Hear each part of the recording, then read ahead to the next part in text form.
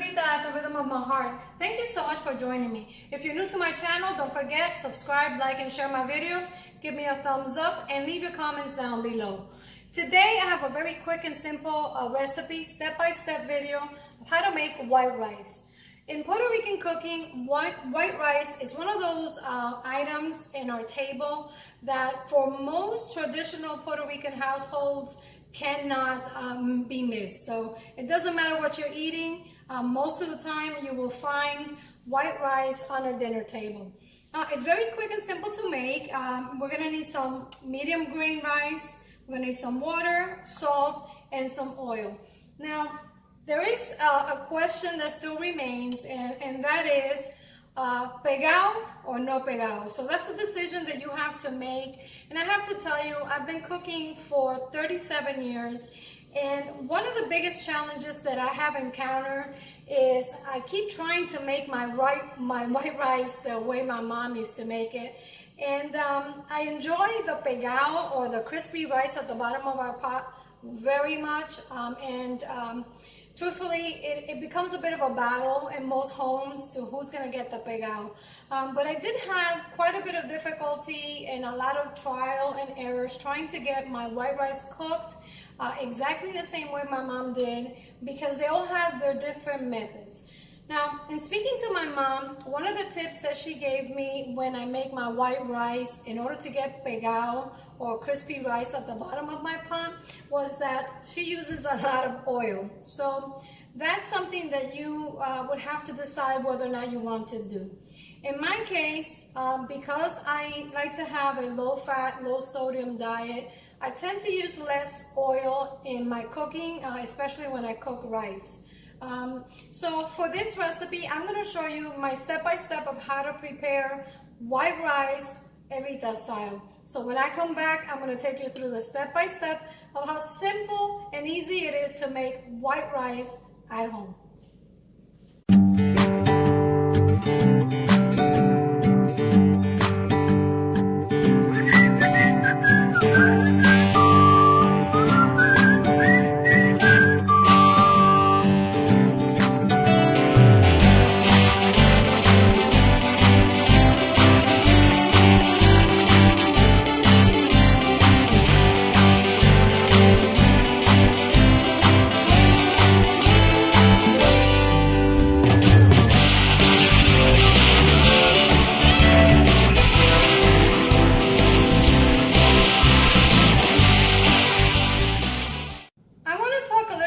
The kind of rice that we're going to use. Most of us were taught to use medium grain rice when cooking, whether it's arroz con gandules, arroz con pollo, a sopa de camarones, or of course our white rice, which is what we're going to be making today. But very quickly, I just wanted to share with you, some of you know what these are, and if you're watching our abuelitas and our moms cooking, you will find an assortment of these in their kitchens. And typically this is what they use as the measuring cups. And I just wanted to show you very quickly, just a comparison. I have here, I measured 1 cup of rice, and I want to show you very quickly that these cups actually yield a little bit over a cup. It's actually, I measured it before, they yield 1.25 cups of rice. So bear that in mind if you're going to be using these as your measuring cups, because you will have to adjust your water and your salt. Otherwise, just stick to the regular measuring cup. I'm also going to just talk to you very briefly about how we prepare our rice before cooking. Some people like to rinse it, some people don't. It really is a matter of how they taught you how to make it.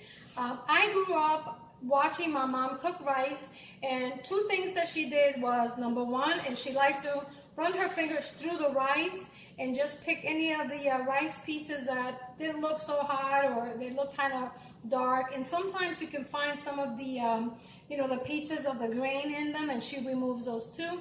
And of course, my mom likes to rinse her rice before cooking, so I do the same. I have here already my rice has been picked and also drained and washed. And I'm going to begin cooking the rice very quickly. I've already started boiling my water. I have here in the pot my water. And let me show you. And it's very simple. White rice cooks very quickly. So, you know, you can get a pot of rice on the stove from beginning to end. And about 20 to 25 minutes, you can have white rice ready to go. First thing we're going to do is we're going to salt the water. Again, the salt is a matter of preference. I'm only going to be adding 2 teaspoons of salt to my rice. It really just depends on how salty you like your rice. And then, of course, we need to add some oil. I'm going to be adding 1/4 cup of oil. Like I said before, if you want Pegao, my mom's secret is in the oil. So she would probably add twice the amount of oil that I just added to my pot. And once the water comes to a boil, I'm going to go ahead and add the rice that's already been rinsed and picked. So let's give a few minutes for the water to boil so that we can go ahead and add the rice very quickly. Our water is almost boiling. It takes about 2 to 3 minutes for the water to come to a complete rolling boil. So it's ready. We're going to go ahead and add our rice. And we want to be careful not to splash it because it will burn our hands. And here we go. Okay. I'm going to get all that in there. And we're going to give it a very quick stir. Just to mix the rice. Okay. Now, you want to get the water to be just slightly above the rice. I am going to give you a complete recipe on the bottom of how much I use of each ingredient. And if you go with your big spoon, you can see that the rice is just below the water level. Now, another trick that we're taught is that if you can stand a spoon in the middle of the pan, you have enough water to rice ratio. So my spoon, as you can see, was able to stand perfectly. So we know we have enough rice to water ratio when we're cooking this rice. So we're looking very good at this point. Now, notice the water is boiling, and we're going to continue cooking this on high until the water has evaporated almost to about 2/3. So I'm going to cook this. This takes about 10 minutes. So in about 10 minutes, we're going to come back and check to see what our rice looks like. After about 6 minutes, as you can see, the water is beginning to reduce. So let me just show you very quickly. I don't want to stir it just yet, but you can start to see that, you know, we have less and less water in our pan or pot. And that's how we want it. So we want it to reduce a bit more, like I said, to maybe up to 2/3 or maybe 1/4 of the amount of water that we added to our pot. So it's almost there. And this happens very quickly. So you want to keep an eye on it so you don't burn it. Because once the water has evaporated to almost about 1/4, that's when your rice begins to burn. And quite frankly, burnt rice is not one of my favorites. So let's keep an eye on it. It's going to happen right in front of your eyes. As you can see, it's been cooking for about 6 to 7 minutes. And, you know, the water is almost evaporated entirely. And the next thing that I'm going to do once that happens is I want to stir my rice. So almost there. Okay. I'm going to first reduce the heat to low.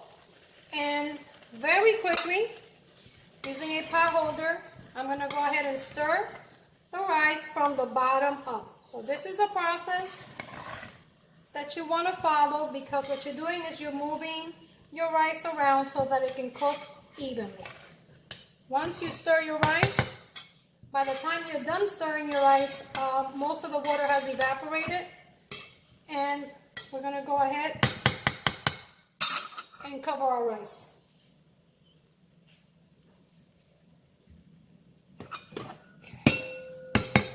Want to gather the rice to the center and off the sides, and we'll go ahead and place a cover on it. I like to leave my pot holder on top. I seem to forget sometimes and I burn my hands, and it's just a good safety tip. You can just keep it on top just to prevent anybody from lifting it and getting burned. So we're going to let this rice cook for about 15 minutes, and we're going to come back and check it, stir one more time, and then cook for another maybe 5 to 7 minutes, and our rice will be done. The rice has been cooking for 10 minutes. I'm going to go ahead and open it, and I can see that it's about done. And we're going to go ahead and stir one more time, again from the bottom up. Now, one thing that is very common also is how we like to cook our rice. And what that means is some people like their rice to be a little, drier or less sticky. So in order to achieve a more drier rice or loose rice, then you want to just adjust the water. For me, I like my rice to be loose, but not too dry, to the point that it chokes you when you're eating it. So, okay, now we're ready to cover it and cook it for an additional 5 to 7 minutes, and then we'll be eating some rice. So our rice has been cooking for an additional 5 minutes, and our rice is done. And there you have it. White rice, Puerto Rican style, Evita style. Now, I'm going to show you very quickly what my mom likes to do to get that perfect pegao. My mom likes to remove the rice from the pot into a heat-proof pan. And then, once she does that, and this is just a trick she taught me because she knows that I use less oil in my rice. Because normally what she does to get a better pegao, she adds the oil directly into the pot when she's cooking the rice. But in order to get the pegao or the crispy rice on the bottom, what she told me I could do is, once I remove all the rice from the pan, you can add a little bit more oil to the rice that's already stuck to the pot, like that. That's what we call pegao, but it's not quite there yet. And she normally raises the heat to high. And what she does is she adds a little bit more oil to the bottom of the pot. Of course, there's no exact measurement, but I'm going to add about a tablespoon of oil just for the purpose of showing you how to make pegao after you've cooked your rice. And since I have the heat on high, this is going to happen very quickly. You'll start to hear the rice kind of popping. So let me see, in about maybe 30 seconds or so, you'll start to see or hear the rice begin to pop, almost like popcorn. Okay, so there's that sound, and that's the sound of our rice frying. And see what that does? Let's see if you can see that. It begins to fry the rice. So that's just a tip in case you, when you make your rice, you don't get the pegao, from the start. You can do it right off, right in the pan after you're done. So we're gonna give it a few minutes, keeping an eye on it, obviously, because it will burn very quickly. And at this point, you can begin, if you like, scraping it off and just moving it around to get it nice and browned and crispy. Of course, the crispier it becomes, the harder it is to remove from the pan, but let me tell you, it's worth all the muscle. Pegao is really, truly one of my favorites, but unfortunately, I can't eat it very often because of my condition, but every once in a while, I like to treat myself to a little bit of it. At this point, the pegao is almost ready, so you can let it go on for as long as you like until you get the amount of crispiness that you want on your pegao. I'm going to turn it off and allow it to continue for a few more minutes. And once it's done, we're going to go ahead and scrape it with a little bit of muscle. We're going to scrape all that up, and there you have it. Pegao from our Arroz Blanco, which I'm going to serve today with some red beans stew. And there we have our pegao, all scraped up and done. we're able to scrape all of it off the pot. The word pegao in Spanish means stuck, for obvious reasons. And there we have it. Pegao de arroz. Okay guys, here we have it. Arroz Blanco, or white rice. And this is medium green rice. And here's the pegao, or the crispy rice, or burnt rice, or whatever you want to call it. Either way, it's absolutely delicious, and it's definitely one of our favorites. Delicious.